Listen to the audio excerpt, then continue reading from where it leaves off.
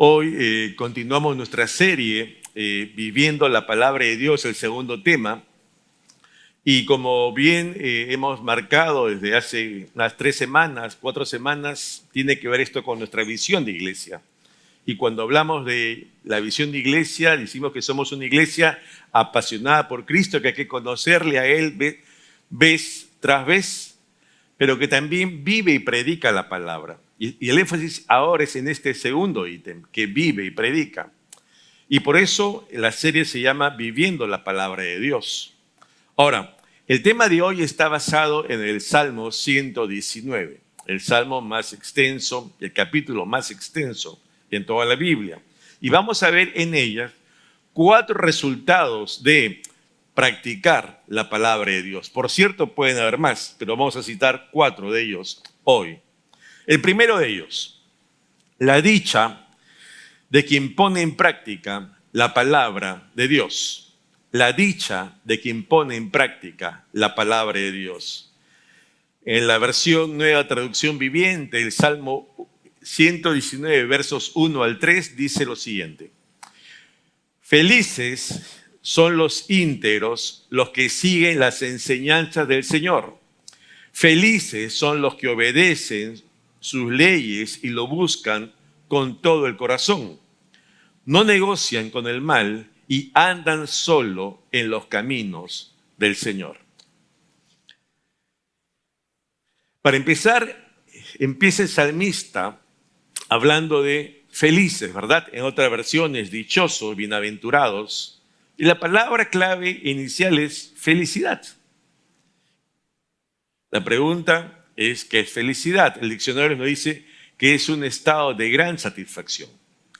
Y entonces la pregunta que quisiera hacerte a ti de inicio esta mañana es ¿qué causa en tu vida gran satisfacción? Responde, por favor, allí en tu mente para ti. Si empezamos hablando de dicha felicidad, ¿qué es lo que causa gran satisfacción? ¿A ti qué te causa gran satisfacción? ¿Ya tienes la respuesta? Sí. Entonces te hago una repregunta. Tu respuesta tiene que ver con algo a nivel horizontal, terrenal, tu familia contigo, tu trabajo, tus hijos, el futuro, el dinero, no lo sé, o está relacionado con Dios. Tú sabes la respuesta, no necesito que me la digas. Y no está mal tener una u otra, en el sentido, tienes tus intereses, tienes tus prioridades, a esto apunta tu corazón. Pero lo que nos va a decir la respuesta que tenemos es tu prelación, tu prioridad, cuál es tu orden. Porque recordarás, así como hay un primer y gran mandamiento, porque también hay otros, ¿verdad? Es lo primero. Y lo que tú acabas de decir, esto es lo que me da realmente felicidad. Tú ya estás dejando a un segundo nivel a otros. Y eso nos puede servir de marco para nosotros para decir cómo estamos hoy delante del Señor. Cuando aquí el salmista habla de dichosos son los íntegros, en el original, en la palabra utilizada allí, no está hablando de los perfectos, de los que son sin pecado, porque recordemos que todos los hombres somos proclives al mal por nuestra naturaleza pecaminosa, sino que está hablando aquí de integridad como un todo. Y está hablando de aquella persona que con todos sus sentimientos, con toda su voluntad, con todo su intelecto, ha dispuesto intencionalmente poner en práctica la palabra de Dios en su vida. Eso es lo que está diciendo. ¿Ok? Porque justamente habla de un accionar que amerita una consecuencia. En este caso empieza por la consecuencia producto de una causa, ¿no? Causa y efecto. Es dichoso aquel que. O sea, el origen lo menciona después y habla justamente de esta persona que intencionalmente ha decidido poner en práctica la palabra de Dios y por eso va acorde con nuestra visión, ¿te acuerdas? Que vive y predica, que vive, ¿qué? La palabra de Dios, que habla de poner en acción, justamente. Porque no por default nosotros vamos a, como creyentes, decir siempre ponemos en práctica la palabra de Dios. Porque recordemos, vivimos en un mundo que vive de espaldas a Dios, un mundo que nos ofrece alternativas, Un mundo donde se nos dice, vengan, entren por la puerta ancha, ¿verdad? Y el camino espacioso. ¿Que nos lleva a dónde? A la muerte. Y en contraparte Jesús nos dice, no, vengan y entren por la puerta estrecha. Ese es el camino correcto, es el camino angosto. Ese es el camino que lleva a la vida, pero pocos la hallan. Siempre en el transcurso de la vida hay que tomar decisiones. Creyentes e incrédulos, todos tomamos decisiones. Y como creyentes también tenemos que tomar decisiones. En eso consiste la vida también, en tomar decisiones cada día y en cada momento. Por eso, el salmista aquí está reorganizando sus pensamientos para nosotros y poniéndolos para nosotros, de forma tal que él presenta aquí lo que debe resultar lo más valioso, lo más trascendente, lo más relevante. Una vida centrada en Dios. Y luego lo demás viene por añadidura, ¿verdad? Busca primero el reino de Dios. Ahora, una vida centrada en Dios no tiene por qué resultar aburrida, sino más bien una vida centrada en Dios resulta, valga la redundancia, en una vida con propósito, o una vida de satisfacción personal sabiéndose que estamos haciendo ¿qué? La voluntad de Dios. Es una vida que trasciende a mi hoy, que trasciende a mí, que trasciende al tiempo mientras esté aquí, entre los mortales. Si nos damos cuenta de estos primeros tres versos, hay tres verbos también. Los que siguen, los que obedecen, los que buscan. Los que siguen, los que obedecen, los que buscan. Y es interesante que habla de un estilo de vida no casual, sino intencional. Es un poner en acción de manera premeditada. Yo estoy buscando hacer esto. Pongo mi esfuerzo, mi interés, mi énfasis. No es que, me hallé en la voluntad del Señor. No, yo busqué estar allí. Yo busqué diligentemente hacer eso. Y si esto no fuera posible, no estaría allí para nosotros en la Escritura.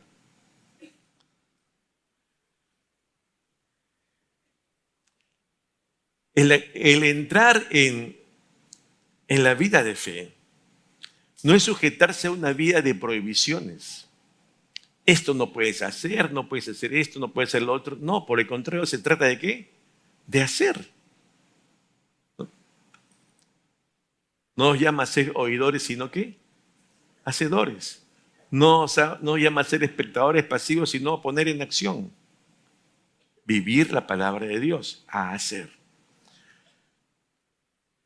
En Hebreos capítulo 10, verso 25 dice, por ejemplo, no dejando de congregarse como algunos tienen por costumbre.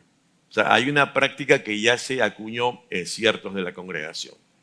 ¿Y qué dice? No dejando, hay un no. Es como ya, no hagas esto, pero no hagas esto ¿de qué? De algo que es negativo. Has dejado de.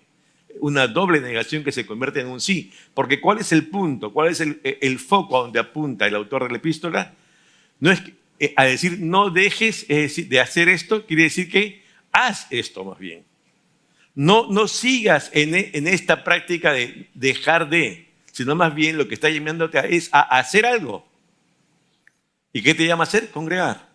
Y en eso, en esa voluntad y posición de poner en práctica, es justamente el énfasis. Y aquel que está poniendo en práctica va a hallar satisfacción en su vida personal. Porque al hacer lo que Dios quiere realmente, recordamos, estamos haciendo su voluntad. Y eso es lo que debe dar una real dicha al cristiano. Y es el resultado de hacer su voluntad lo que da una satisfacción personal, me da felicidad. No la prosperidad, la bendición, los resultados que pueden ser materiales, cargos, etc. Ese es un plus, pero no se trata de un resultado de esa naturaleza, sino interior. Hay un segundo resultado que se da cuando nosotros ponemos en práctica la palabra de Dios, que es la pureza. La pureza en aquellos que ponen en práctica la palabra de Dios. El Salmo 119, versos 9 y 11, la misma versión, nueva traducción viviente, dice, ¿cómo puede un joven mantenerse puro, obedeciendo tu palabra. He guardado tu palabra en mi corazón para no pecar contra ti. Es interesante que aquí la palabra joven en el original habla de una persona desde que recién ha nacido hasta un adolescente. Si nosotros nos ceñimos a las leyes peruanas, dice que el niño es de 0 hasta 12 y el adolescente de 12 hasta 18. Finalmente, la pregunta que puede hacerse cada uno, y yo me la hago también, ¿cómo puede un joven mantenerse puro? La pregunta es, ¿solamente los jóvenes están llamados a mantenerse puros o nosotros, los que ya no somos ni tan jóvenes o mayores todavía, no estamos llamados acaso también a mantenernos puros? Y entonces esta es una pregunta que todos debiéramos hacernos. ¿Cómo todos, de alguna u otra manera, centrarnos en lo que está preguntando aquí el salmista? Y es interesante que la respuesta se plasma, emerge en la misma palabra, en el mismo verso, a continuación de la pregunta. Porque uno puede decir, ¿cómo puedo yo mantenerme en santidad? Porque, recordemos, las victorias de ayer no garantizan que yo tenga victorias hoy, menos que tenga victorias mañana. Porque son decisiones de cada día y a cada instante. Y entonces, la respuesta que nos da el salmista es que yo no voy a lograr mantenerme puro repitiendo una serie de oraciones a manera de letanía. No voy a mantenerme puro, por ejemplo, haciendo compromisos, subiendo escaleras de rodilla. No voy a mantenerme puro haciendo ofrecimientos a X, Y o Z, que probablemente no se cumplan nunca, mis ofrecimientos. ¿Cómo vivir agradando a Dios? Y la respuesta está allí justamente. ¿Cómo mantener una vida pura en un mundo perverso? Dice, con guardar su palabra en mi corazón. ¿Y qué cosa es guardar allí? No es tomar un libro, tomar un objeto y guardarlo en un lugar, un cajón, un libro, una biblioteca. A eso no se refiere el guardar. Ese guardar es el literal que nosotros mayormente manejamos. En el original, guardar aquí es poner en práctica. Otra vez, poner en práctica. ¿Con qué limpiará el joven su camino? ¿Cómo se mantendrá puro? Con poner en práctica, ¿qué? Su palabra. Así de sencillo. Y recordemos, ¿para qué pone en práctica el joven, el adulto mayor, su palabra? Y dice el verso, para no pecar contra Dios. O sea, hay un propósito posterior a una decisión mía como creyente. Que esa decisión implica que yo estoy honrando a Dios con ese accionar. Pero hay una premisa. ¿Con qué mantendrá puro el joven su vida? Con cumplir su palabra. Pero la gran pregunta es, para cumplir la palabra, ¿qué cosa tiene que haber algo previo? Tengo que conocerla, pues, porque si no conozco la palabra, ¿cómo la voy a cumplir? Y para conocer la palabra hay una premisa anterior. Tengo que leerla y estudiarla, porque recién cuando leo y estudio la palabra, la conozco. Y cuando conozca la palabra, lo que Dios quiere, cuál es su voluntad, tengo entonces la posibilidad de cumplir la palabra. No hay otra manera. No puedo cumplir si no la conozco, si no la leo y la estudio. Ojo. No es porque estoy tiempo ni años en la iglesia que va a pasar esto. Es una premisa, hay dos premisas anteriores. Y allí entonces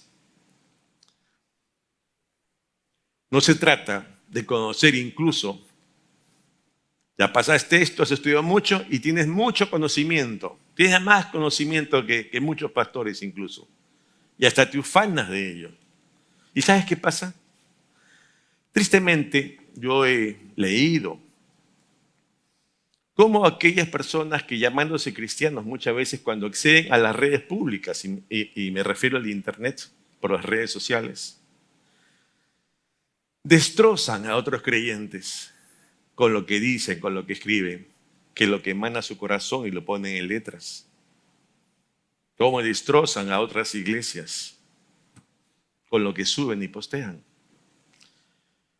Pero se llaman cristianos con mucho conocimiento de la palabra de Dios.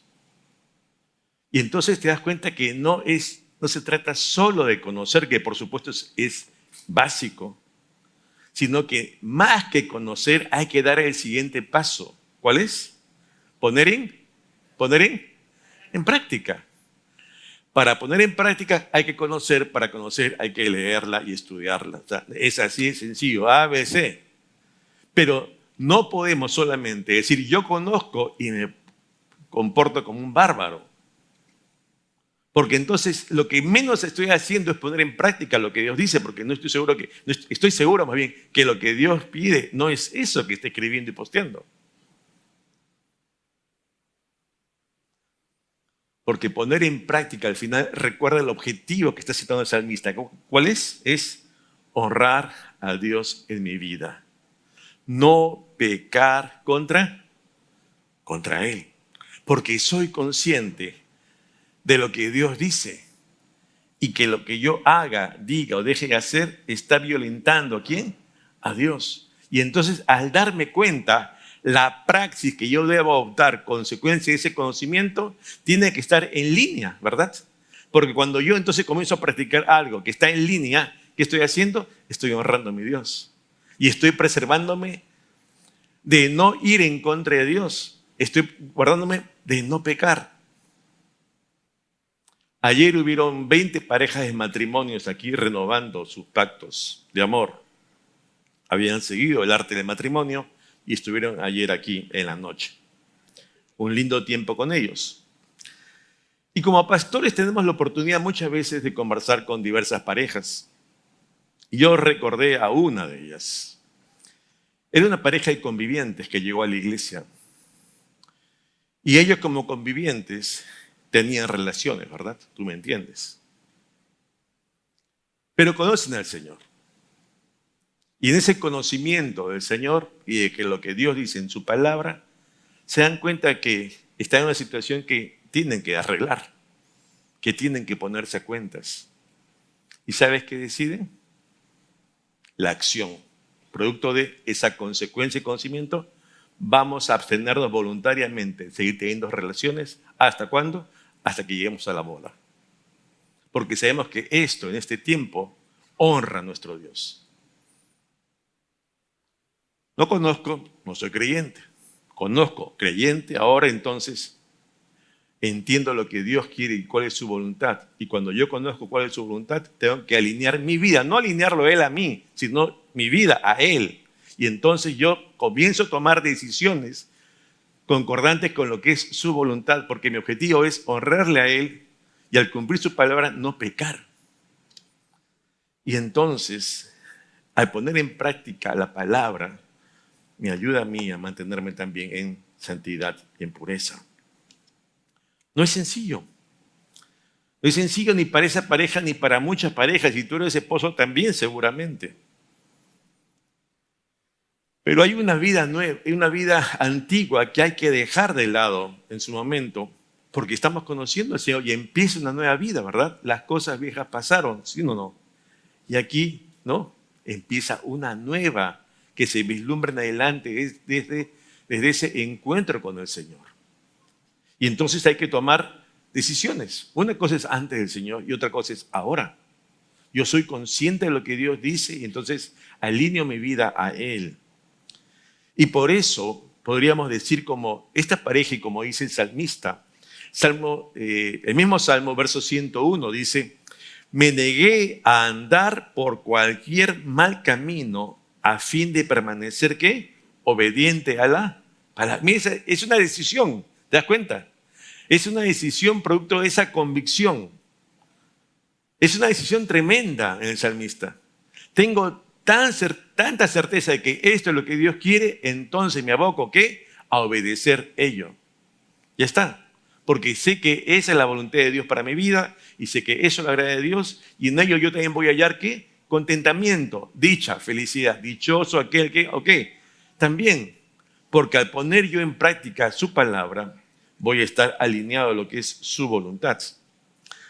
Este salmo, justamente por ello, nos recuerda cuán imperfectos, cuán endebles, cuán frágiles somos por nuestra propia naturaleza que nos lleva al pecado.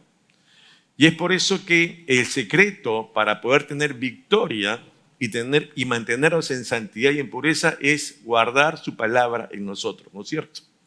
Guardar su palabra en nosotros. Ahora, ¿de qué manera práctica podemos nosotros guardar su palabra en nosotros? Yo recuerdo una, por ejemplo. ¿Sabes cuál es? Memorizar la palabra. ¿Te suena memorizar, ¿te suena ese verbo?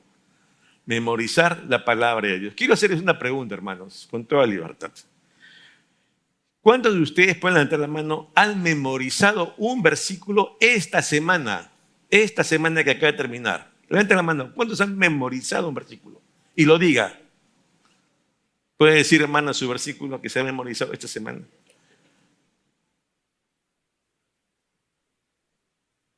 Por si lo leen de esta memoria, ¿no?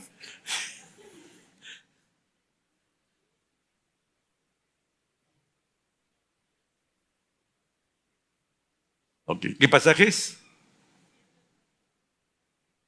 Ok, gracias. ¿Alguien más ha memorizado un versículo? Si se dan cuenta, mire, si se dan cuenta, no estamos hablando de cosas extrañas, ¿verdad? Todo el mundo ha escuchado desde que es bebé en la fe que hay que memorizar. Pero las cosas que nos parecen tan obvias, ¿se dan cuenta que no las hacemos? Es así de sencillo, es la realidad. No nos engañemos. Hay muchas cosas que decimos creer, conocer y estar de acuerdo, pero no ponemos en práctica. Ya está. 2 más 2, 4. ¿Verdad? Es así. Y entonces, lo relevante es cuando hay algo que te interesa, ¿qué haces? Lo atesoras, lo guardas. Todos, y si no todos, la mayoría aquí debemos tener una laptop en casa, ¿verdad? Una computadora. Y entonces tú has accedido a tu computadora, haces un documento y cuando acaba el documento, ¿qué haces? ¿Apagas la máquina de frente o qué haces? Ese archivo, ¿qué pasa con ese archivo? Lo guardas. ¿Y por qué guardas tú un archivo que estás haciendo? Sea en casa, sea en el trabajo. Porque te resulta de interés, te resulta importante, te resulta valioso. Tienes tal vez utilizarlo mañana. No lo quieres perder, quieres mantenerlo contigo porque es importante para tu vida, al punto que incluso preveyendo algunos de que se me va a malograr mi laptop, tengo un disco externo y ahí también lo grabo por seguridad. Doble. Y otros que tienen 3 discos externos. Porque nos es necesario guardar esto realmente porque no puedo perderlo. Y es así, debería ser también, ¿qué? La palabra. Que sí sabemos, sí la vi, sí la sé. Pero realmente, cuando esa palabra está morando en nosotros, cuando venga la tentación, el Señor va a traer esa palabra justamente para decirnos, ¿qué, Juan? Por aquí no es. ¿Se dan cuenta? Eso es lo relevante, poder tener justamente unos tiempos con el Señor de manera permanente, porque es el medio de defensa contra la tentación. ¿Qué? La palabra. La palabra nos va a ayudar a mantenernos, ¿qué cosa? Puros, por eso es el tema. Puros, un segundo resultado. Pero para que la palabra venga a nosotros tiene que estar primero en nosotros y entonces el Señor nos las hace recordar, ¿verdad? Un tercer resultado de poner en práctica la palabra de Dios es el consuelo que Dios provee por su palabra. El consuelo. Dice el versos 49 y 50, acuérdate de la palabra dada a tu siervo, en la cual me has hecho esperar. Ella es mi consuelo en mi aflicción, porque tu dicho me ha vivificado. Ahora, pareciera iniciar una lectura ligera, decir, Señor, acuérdate pues lo que me prometiste, ¿no? Le hago recordar. Yo pregunto, ¿vamos a hacerle recordar al Señor algo? ¿Él se habrá olvidado? ¿Verdad que no?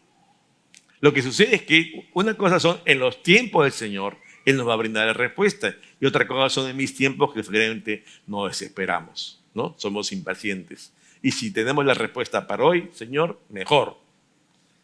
Pero para Dios no funciona así, necesariamente. Tal vez en alguna ocasión. Pero está diciendo, Señor, recuerda esa palabra que diste en un momento a tu servidor. Que esté diciéndole, ¿te acuerdas que tú me hablaste y me diste esta palabra, me diste esta promesa? Si yo estoy esperando, significa que aún no la veo, no la he alcanzado, está en camino. Señor, ¿cuándo veré efectiva esta promesa? ¿Cuándo veré concretada en mi vida esta palabra que tú me has dado? Pero te das cuenta que la expectativa y esperanza que venga de Dios está basada en la palabra que Él nos dio. La palabra. Y es allí entonces donde nos dice, porque tu palabra, aquí en este tiempo de aflicción, ella es mi consuelo en mi aflicción, tu palabra, es aquella palabra que viene y va a dar una calma y una paz en medio de nuestra depresión, en medio de nuestra angustia, en medio de nuestra aflicción personal, producto de la circunstancia que fuere. Pero hay algo que está cargando nuestro corazón, nuestras vidas. Y no hay nada humanamente que pueda traernos esa paz. Y si hay una pérdida aún, ¿no?, de un ser amado, ese consuelo. Y entonces esperamos de Dios ese consuelo. Y es interesante, aquí dice, porque solo tu palabra me ha vivificado. Dice allí en el original es como que me ha vuelto a la vida, como que me ha resucitado. Estoy yo desfalleciendo, estoy hecho añicos, estoy en el piso y tú me levantas, me restauras. Tu palabra es la que produce en mí esa restauración. Y eso es lindo, porque viene a ser ese sostén y esa esperanza que todo hombre necesita en medio de sus crisis. Consuelo es ese descanso y ese alivio que todo hombre necesita frente a la pena, que oprime nuestro ánimo y que básicamente aquí lo que nos dice el Señor es que Él se va a encargar. Porque recordemos, Él es el Dios de toda consolación. Y el medio por el cual, si hay un autor que es Él, el Dios de toda consolación, dice aquí en el Salmo que el medio para consolarnos es su palabra. Su palabra. Y entonces, cuando hablamos de esperanza, que esperamos, como el salmista, estoy esperando que ese consuelo por medio de tu palabra llegue, es que aún no llega. Y a veces la espera desespera, ¿verdad? Porque queremos ya. Y nos ponemos como el salmista, porque no es ajeno, porque es tan humano como nosotros. Fíjate el verso 81-82. Dice, estoy agotado de tanto esperar a que me rescates. Pero he puesto mi esperanza en tu palabra. Sigo insistiendo, sigo perseverando. Mis ojos se esfuerzan por ver cumplidas tus promesas. ¿Cuándo me? O sea, no le ha dado la espalda a Dios, no se ha vuelto al mundo.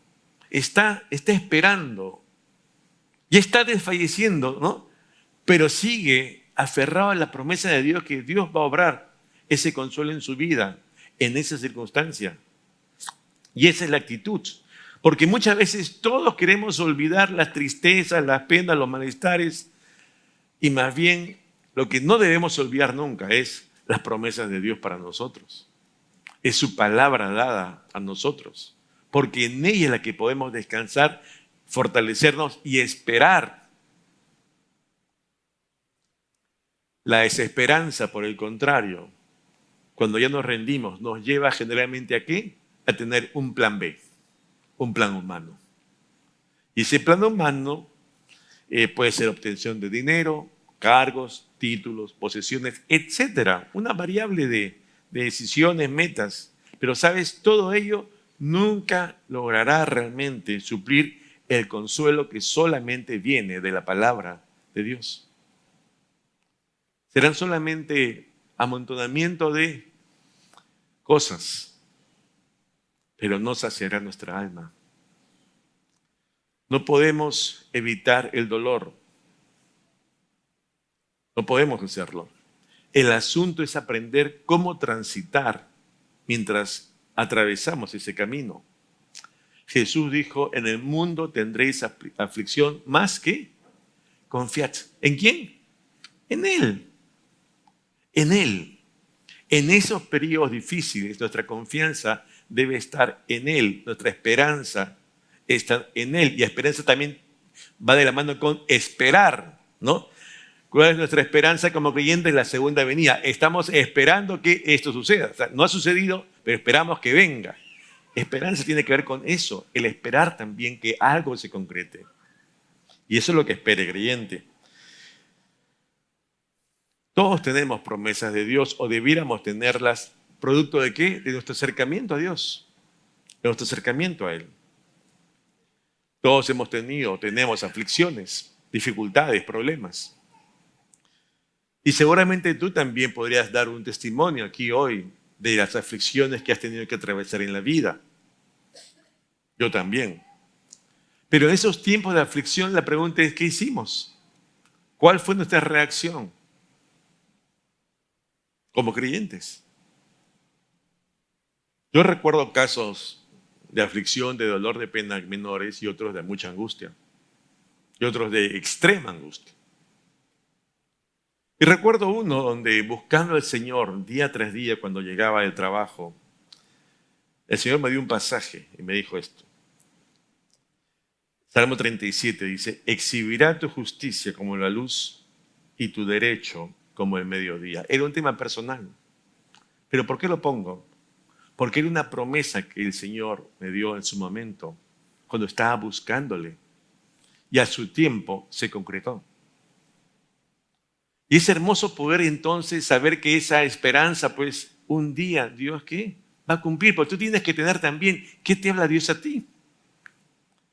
Porque la única manera de poder tener las promesas de Dios en su palabra es cuando tú llegas a conocer esa promesa, esa palabra. Y no hay manera de conocer esa palabra si tú no, ¿qué? Abres, lees y conoces. No hay otra, pues. Y por eso te animo, hermano, a que si tenemos que tal vez tomar decisiones de hacernos un hábito, lo hagamos. No te digo que leas 80 capítulos por día, ni que sea tal a la hora, ¿no? De mañana te buscaré y empieces 3 de la mañana. No, adecua tus horarios, tu vida. Pero búscale. Pero búscale. Porque recuerda que todas estas decisiones tienen un resultado final. El consuelo de Dios en nuestra vida por medio de su palabra. Un último punto, un último resultado. Es la dirección. Vamos a recibir guía y dirección de Dios para quien pone en práctica su palabra. Su palabra. Versos 105 y 112. ¿Qué dice? Tu palabra es una lámpara que guía mis pies y una luz para mi camino. Estoy decidido a obedecer tus decretos hasta el final. Ok. Es interesante que aquí no dice, no es que la palabra sea como, o sea, no habla un símil, sino habla directamente, es así. ¿Es qué cosa dice? Es una lámpara. La palabra es una lámpara, porque la lámpara que alumbra. Alumbra. Y alumbra nuestros pies para enseñarnos a poder reconocer dónde estamos, nuestro hoy, nuestro presente. Y ayuda a saber entonces de dónde partimos. Porque el pasado ya está atrás. Probablemente hay asuntos por los cuales tengamos que pedir perdón, recomponer nuestras vidas. Pero hay un hoy. Y a eso justamente la palabra nos dice cómo Dios nos ve hoy. Pero también nos dice aquí el Señor, tu palabra es una lámpara que guía mis pies y una luz para mí, mi camino. Porque hay caminos que al hombre le parecen derechos, pero su fin es de muerte. Como siempre, dos caminos. Dos opciones. El hombre tomando decisiones. Y es entonces que, para saber cuál es el camino correcto, que nos dice, Señor, yo te muestro el camino. Lámparas a mis pies tu palabra y lumbrera a mí camino, la versión clásica, ¿verdad? Cuando yo pienso en este versículo, siempre tengo una ilustración que me ayuda mucho. Espero que te sirva a ti también. Todos en algún momento hemos ido de campamento, ¿verdad? Sea en la playa o sea el campo, ¿no? Y así en la antigua han sacado esos lamparines grandes, ¿verdad? Que tienen una mallita que hay que decir, mismo primus antiguo, y se enciende, y lo cargas ahí de la argollita, ¿sí? Me pongo más atrás porque arriba la argollita, y casi da hasta tu tobillo, ¿verdad? Y cuando está encendido, no hay luces, todo está oscuro, imagínate que estás en la playa, ¿no? No hay alumbrado eléctrico, hay estrellas, y peor cuando no hay estrellas, todo oscuro, y cuando tienes tu lámpara, ¿qué alumbra? Alumbra lo que está ahí en el piso, un diámetro, diríamos, de 3 metros alrededor, no más, ¿sí o no? Sí. Lámparas ¿dónde está? A mis pies. Que te dice, ¿dónde estás? Que si tú sigues caminando, te dice, por aquí hay un hueco, hay una zanja, por aquí. Te va mostrando lo que tienes delante y te dice cómo está tu presente, para que te demuestre lo inmediato, el hoy. Pero también está esa otra ilustración. Cuando dice, no solamente lámpara es a mis pies tu palabra, sino lumbrera a mi camino, luz para mi camino. Y yo imagino este otro escenario. Estamos en el distrito de Miraflores, iglesia de Miraflores. Vamos al Larcomar. Así se va a mirar. Y entonces llegamos al Larcomar, nos acercamos allí a las barandillas y imaginemos que todo el centro comercial está apagado. Todas las casas apagadas. Pero cuando nos acercamos a la barandilla, ¿qué cosa vemos? Vemos pues desde Chorrillos hasta la punta, ¿verdad? Y como está de noche, todo oscuro, no llegamos a ver los árboles, los terrales, las playas, la pista, no se ve. ¿Qué se ve de noche? Todos los postes que están iluminados y tú dices, allí está Chorrillos y cómo va, ahí está la punta. Y todos esos postes que están iluminaditos, tú no ves bien, pero te da la idea. Esa es la ruta que me lleva de Chorrillos ese es el camino. Ya no te habla de lo que tienes hoy, sino te va mostrando el camino a seguir adelante. Esa es la ruta, es el camino. Ahora imagínate que tú quieres ir a la punta y todos esos postes se apagan y todo es negro. ¿Cómo llegas?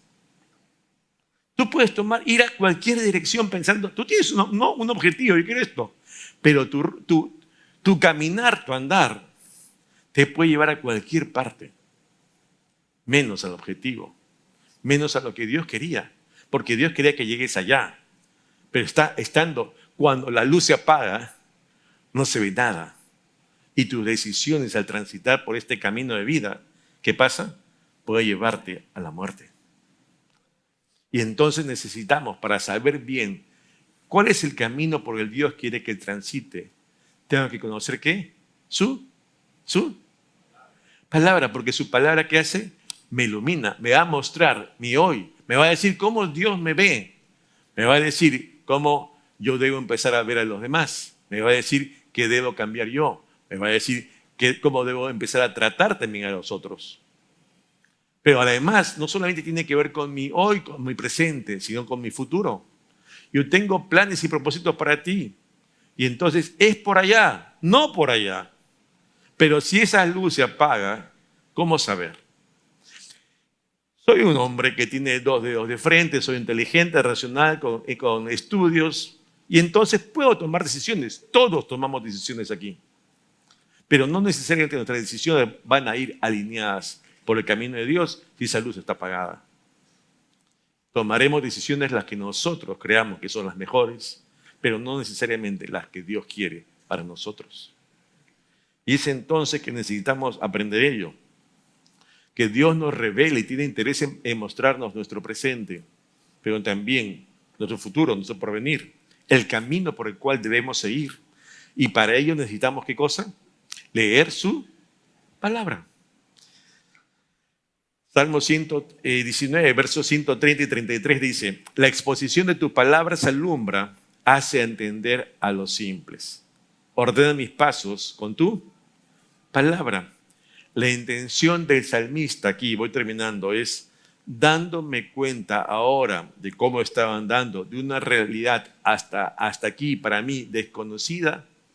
Entonces tengo que dar ciertos virajes en mi vida para adecuar mi vida. ¿A qué? A tu palabra, porque tu palabra, ¿qué cosa me refleja? Lo que es tu voluntad, Dios, para mí.